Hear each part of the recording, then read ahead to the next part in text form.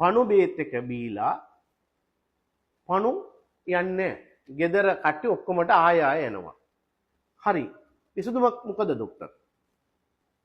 පණු මැරෙනවා පණු බේත් වලට. බට් බිත්තර තියෙනවනේ. ඒක මැරෙන්නේ අවුවට. එහෙනම් පණු මැරලා පණු බේත් බීලා බිත්තර මැරෙන්නේ නැත්නම් ආය සති දෙකෙන් බිත්තරෙන් පණු එවිලා ආය අපිට ඇතුලේ යනවා.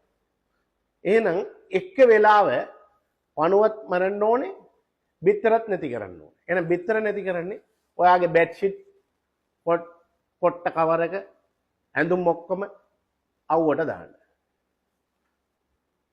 දැන් පණු නැති කරන්නේ කොහොමද? පොඩි කට්ටිය ගමුකෝ.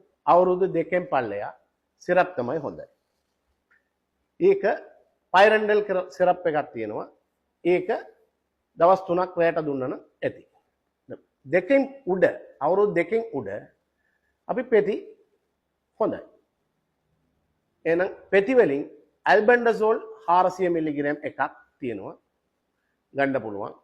මෙබෙන්ඩසෝල් 500 තියෙනවා. ඒකත් බොන්න පුළුවන්. මාස 3න් බොන එක හොඳයි.